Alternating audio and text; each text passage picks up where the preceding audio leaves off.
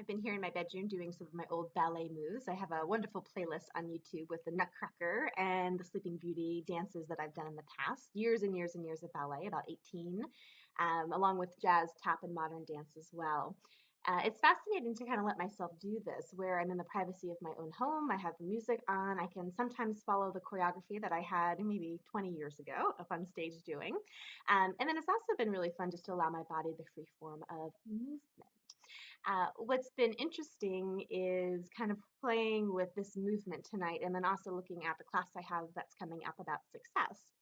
And where success was really drilled into me and my body through dance was that I had to work really, really, really hard in order to be successful at it. Hours and hours and hours really focusing on technique, and then hours and hours looking at cardio development, hours and hours of rehearsal to get every move just perfect before I could get on stage. It's interesting how that perfection starts to seep in, not just on the stage, but also in your life as well. Now, this plays out really different ways. On one hand, I am very, very grateful for the discipline that I had when I was younger. It taught me how to achieve targets that I set for myself. I learned how to push the envelope, I would say, not just with me, but the capability that my body has, which is profound. And I invite all of you to start exploring what your bodies have to offer you as well.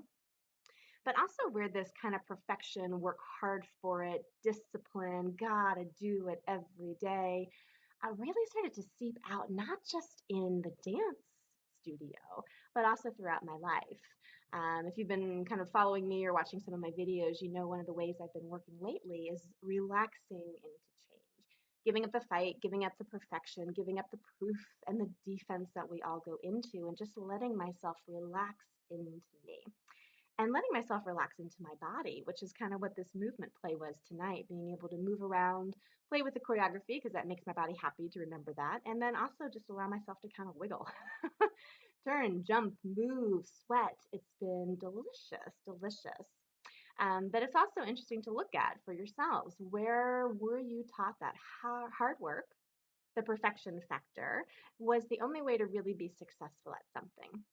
Where was that of benefit to you, and where is that a muscle that you can now apply to other areas? I know I've done that in many areas of my life with graduate school. That was another discipline time for me, along with all my other certifications. Writing my book actually was a massive, massive joy and a lot of discipline to get that done and out into the world. It was a big project to undertake. So there are some underlying wonderful, wonderful points with discipline, but then also where that kind of overtakes into control, into perfectionism, into a lot of self-editing. Where can you take the strong points of tenacity and going after your target and really pushing your capability level?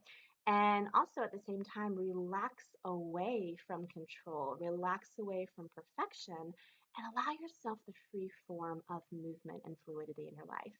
There's a beautiful combination of the two that I'm playing with tonight, and also in my business and in this upcoming class that I have, How to Succeed at Life, looking at what we can gain from discipline, from tenacity, from resilience, from really being adaptable into our environment, and then also where that relaxation into what's actually true for you makes this beautiful marrying of different energies that can really lead to a successful outward life and a life where you're actually happy and relaxed and have a sense of peace with yourself.